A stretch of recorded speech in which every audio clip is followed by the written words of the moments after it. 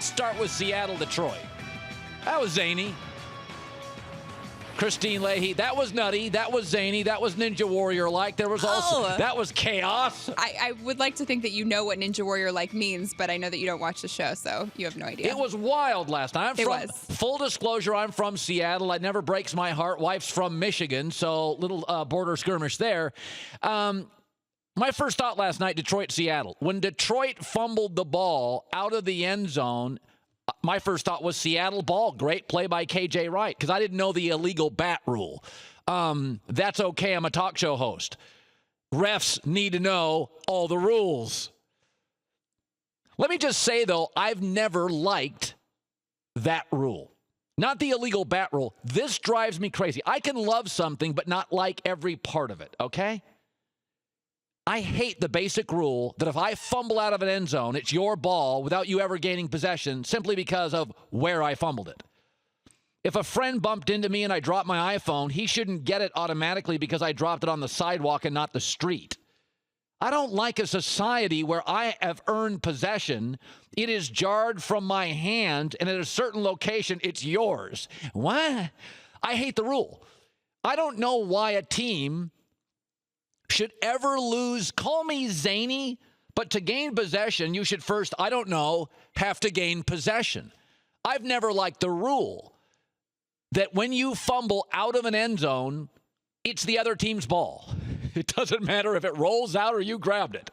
You don't walk into Starbucks, order and pay for a muffin, $2 for a muffin. You give them $2 and you get a muffin. And then you accidentally drop the muffin, and the barista comes over and blows a whistle and says, time out, you dropped it in a no muffin drop zone. That guy gets the muffin. What? He doesn't even like muffins. He's allergic to muffins. Sorry, drop the muffin, no drop zone, his muffin. How do you get possession? Which, by the way, recovering a fumble's a skill. Think I'm wrong? Russell Wilson fumbled 11 times last year, regained all of them. Coaches practice recovering fumbles. It is a skill. If you can't recover it, you shouldn't get the ball. I hate the rule. Coaches practice it, but in football, that goofy rule, which has been around for a long time, which is in an end zone, I fumble my ball, suddenly it's yours, whether you get it or not. And then it became even crazier last night because even with squatters' rights, you've heard of squatters' rights? You have to pay property taxes for 5 years before you get possession. And I don't like squatters' rights, but you have to pay taxes for a while. I hate what I saw last night. It should be Detroit's ball back at the 20. I don't think Detroit should lose possession ever. But here's the thing. There's a lot of things in society you should do, and there's a lot of things in society you have to do. And there is a big difference between shoulds and have tos. I should brush my teeth at least 2 times a day. I have to drink water or I die. The players should know the rules. The coaches should know the rules. The announcers, Mike Tirico, John Gruden, or play-by-play guys, Lions or Seahawks, probably should know the rules. They didn't last night. Here are 3 players, smart guys, Cam Chancellor, Russell Wilson, Golden Tate. Here's what they said about the play. I didn't see what happened, though. I don't know anything about the rule, and I didn't see what happened. Honestly, not even aware of that rule, so I couldn't tell you anything about it, but it was clearly a bat. I can tell you that. Wasn't aware of that rule, though. I'm not really sure, honestly, so I had to figure out what the rules are, I guess, on that. There is a difference should have and have to. Everybody there should have known the rules. Pete Carroll rambled afterwards. He didn't know it. But the referees have to know the rules. You and I should know laws. We go to the DMV and take tests. Cops have to know the laws. Now, don't confuse conspiracy theory with chaos. Last night was chaos, right? There's only one way to solve chaos. I'll get to that in a second. A lot of people are saying Seattle at home, gets it again, Russell Wilson, this, it. Don't confuse conspiracy theory with chaos. When you go to an airport on the holiday season and you get bumped, there's snowstorms and cancellations and delays, that's not a conspiracy theory. It's chaos. When you go to the grocery store day before Thanksgiving, they're out of stuff. They're really not trying to screw your family over. That is chaos.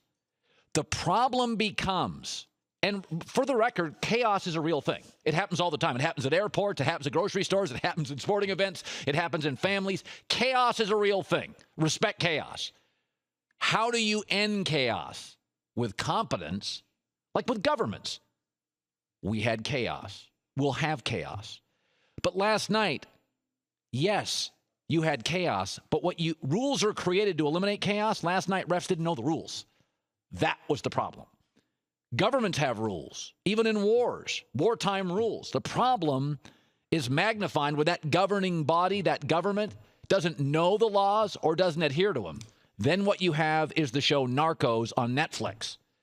So last night, inconceivably, a referee in the NFL of what it is a high-paying job didn't know rules.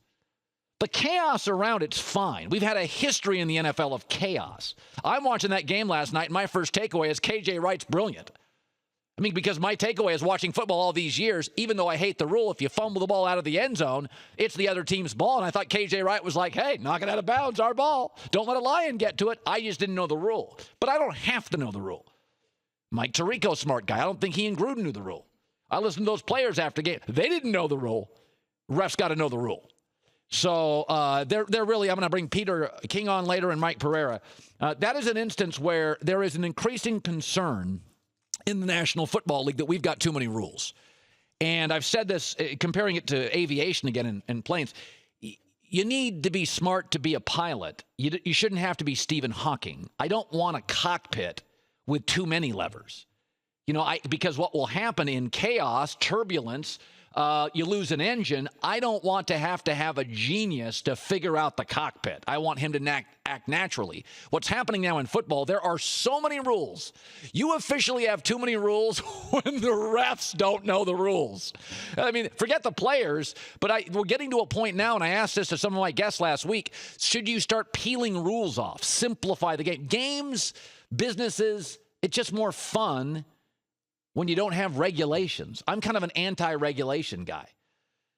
Last night was, it's just, that became chaos because refs don't know the basic stuff.